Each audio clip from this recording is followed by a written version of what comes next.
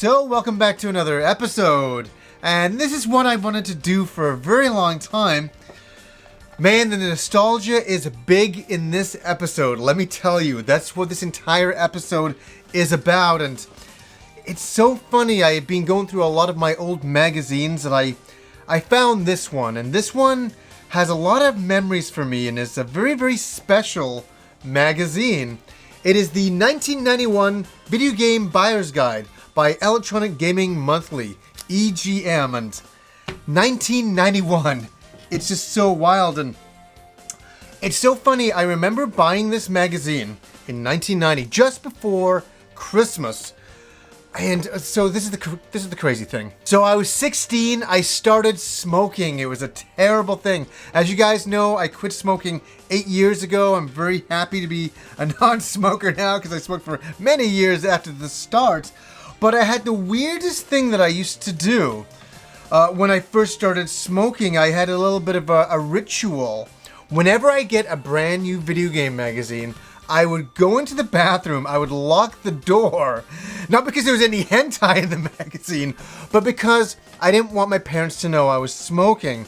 So I would light up the cigarette, and I would, leaf through, and I would get really lightheaded smoking. It was crazy, and I'd be like, yeah, Ease is coming out, man. Fuck yeah, woo! And I get kind of high that way, and then I would turn on the shower, let the hot steam go, and I'd open up the window to get all the smoke out, and I'd walk out, like, yeah, just reading a video game magazine, nothing going on here, I'm not smoking.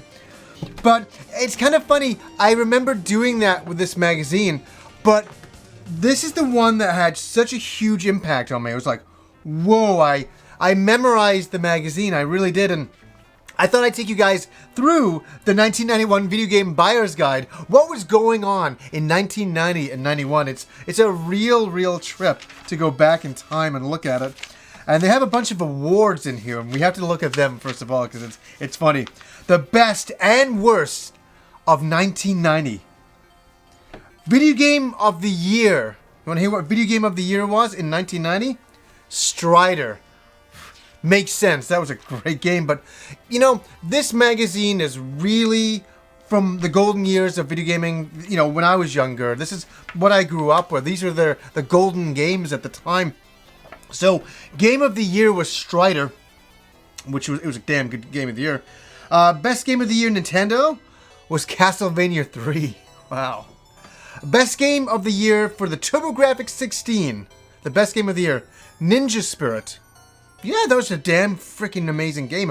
I've said that's in my top 10 TurboGrafx games, so I can really agree with that. Best handheld game of the year. Atari's Blue Lightning for the Atari Lynx. I never had an Atari Lynx back then. They were very expensive, and I didn't know anybody with an Atari Lynx, but I wanted one. I did. Best graphics in a video game, again, went to Strider, the Capcom side view action game that just blew everybody away on the Genesis. It all started, obviously, in the arcade. Here's something cool. Best BGM and sound in a video game. Ease, books 1 and 2. Isn't that an easy one? I tell you, I was making cassettes of the music and handing them out at school to anybody who was interested. Here's something. Best video game system. The Sega Genesis. All that goddamn blast processing. Oh, here's an interesting one. Best new system of the year. And this is kind of interesting because it's a handheld as well. And that was the NEC Turbo Express. It was the TurboGrafx handheld. And that's what my friend Andrew got that year for Christmas. I got Easebooks 1 and 2. He got the Turbo Express with Splatterhouse. I thought it was great. He was disappointed as hell because he didn't get Easebooks 1 and 2. But I thought, I finally beat him for once. Most challenging video game of the year, 1990, Phantasy Star 2. It's really funny that you can see back in the 90s, all of these things, pretty much, are all Japanese releases. Strider, Ninja Spirit, Easebooks 1 and 2, Castlevania 3, it's, Phantasy Star 2, they're all Japanese releases.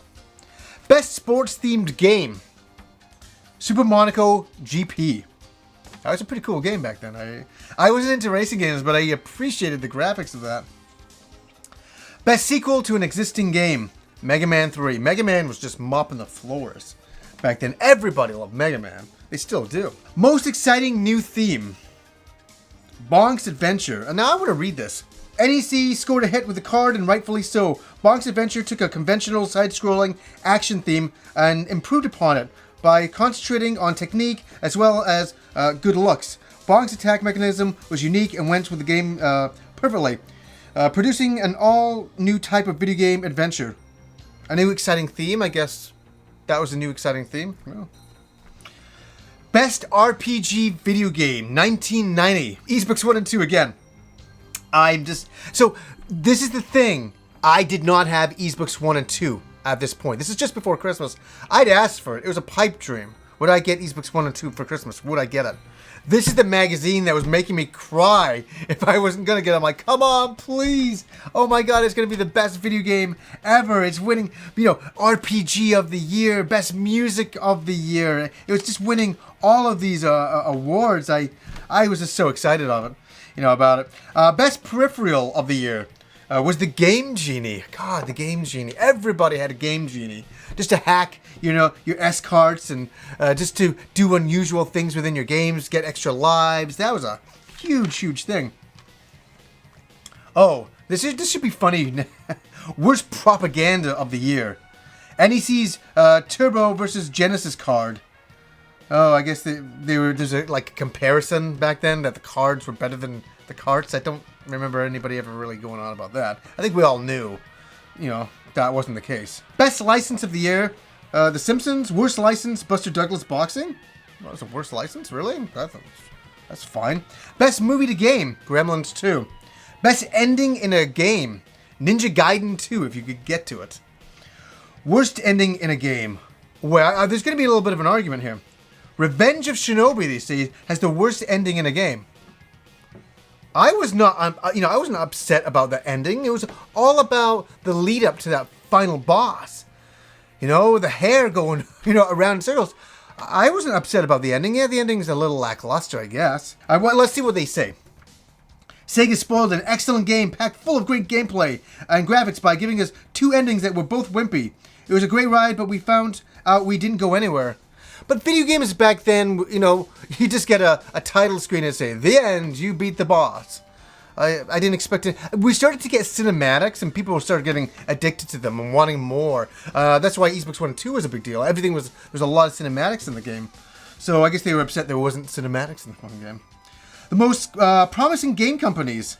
Oh, geez. This is kind of weird to read now. Natsume. They were a good company. Sega. Look at where Sega's at now. Capcom. Konami. Nintendo. It's so funny. These were the golden companies back then, and look at all the crap they've had to endure over the last few years. Some of them 100% deserve it, like Konami, but, poor Sega, poor Nintendo, Capcom. They've had some tough years last few years. The most lawsuits. There's an award for the most lawsuits. Nintendo. There were a lot of specific choices, but I guess Nintendo was just going after everybody back then. They were just, bullying everybody because they could. They had so much money. Worst movie to game. Total Recall. It wasn't that bad. Worst name for a game. I don't even think I can read this. What is this? Time Meldax Haya Hankyo Alien Vic Tokai's Daedalian Opus. Daedalian? Yeah, okay, I'll give it that is definitely the worst title for a game. Worst name for a good game. Adventures of Jackie Chan? What? That's the worst name for a good game? I guess, was Jackie Chan not known about then? Or something? Maybe that was the case.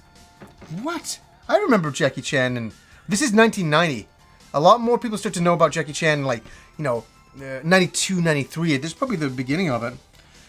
Jackie Chan is a great action game, but unfortunately Hudson won't enjoy the type of success they may have had if they had named it like Ninja Lords or something more conventional. The Adventures of Jackie Chan is still talked about friendly, and we all know who is Jackie Chan because it's about his adventures, but oh, it's so wonderful looking through this magazine. I'm just so nostalgic about it.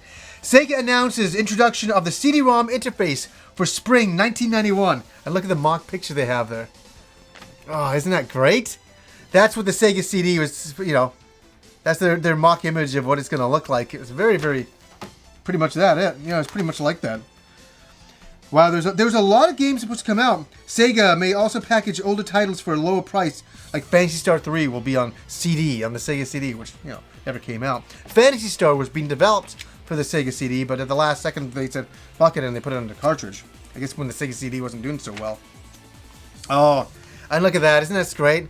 Super Famicom special, just talking all about the Super Famicom in Japan and how exciting and amazing it is, and everybody's getting the fuck hyped up. Showing all the initial launch games, Final Fight, you know, Gradius, Pilot Wings, F-Zero. Oh, look at this. ActRaiser, they called it Act Laser. That's funny. Oh, look at this. EGM and the review crew rates the systems. The highest rated system, just glancing here, is the Sega Genesis. The highest rated system. The Super Nintendo hadn't come out yet. So the highest rated system looks like the Genesis. A very, very high one as well. Let's have a see. TurboGrafx is 7777. A high one is the Super Graphics. I think they really thought the Super Graphics was going to be big in Japan, and that really never was. And holy shit, the Neo Geo, they gave it a 7, a 5, a 7, and an 8. Who the fuck gave it a 5? They better mention something about the price. Sure, it looks better than anything you've ever seen, but it costs every bit as much as you would think a coin-op system would for your home. SNK turns nice arcade hardware into a costly consumer system. Granted, okay, I give you that, but it was a cool system, that's for sure. So, yeah, just so wonderful to flip through here and just check out all this old great stuff back then. Holy cow. You gotta love this. In advertisements back then. Genesis does. Nintendo don't. Introducing the Sword of Vermilion. Great RPG by Yu Suzuki. His first RPG on the Genesis. Really great stuff. It was really ahead of its time. I sat on the couch and watched Andrew play it. It was a pleasurable time. Wonderful stuff. Like I just like seeing the ads for all the Genesis games back then, and I remember I had like a cutout from a Sears magazine, as you get them, a Consumers Distributing magazine, and I would tick all the games that I wanted to get. I'd be like, oh, Fantasy Star, yeah, I want to get that, and oh my god, Mystic Defender, I want to get that, and Revenge of Shinobi. There were so many games on the initial Genesis I really wanted to pick up. It was a very popular machine. And here we go. Here, I'll end on a really wonderful high note. Turbo Champ right here. This is a review, a written review by everybody, for Easebooks 1 and 2, one of my favorite games. Listen to these scores. 8, 10, 9, 8. Whoever gave it a 10, I love this guy, Ed. Gotta give him big props. It was such a big deal. So, sitting in that bathroom, having that cigarette, reading through this whole thing, it was cemented that if I didn't get Easebooks 1 and 2 for Christmas, there'd be one kid crying. I tell you, I was so hyped that Christmas. I'll never, ever forget that Christmas, waiting for, reading about Easebooks 1 and 2 and crossing my fingers, and then waking up Christmas morning and being lucky enough to get something like that. That was probably one of the best Christmas mornings I ever had.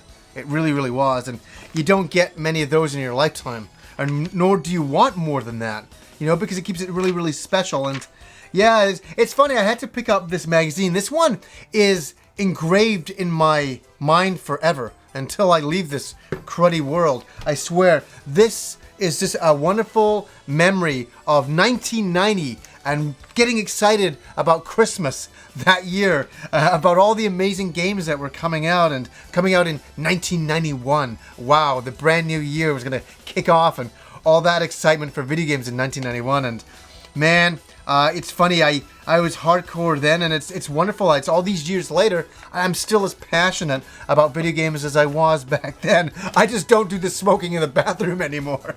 I don't need to do that. I just play the games. It's perfect. So anyways, guys, until next time.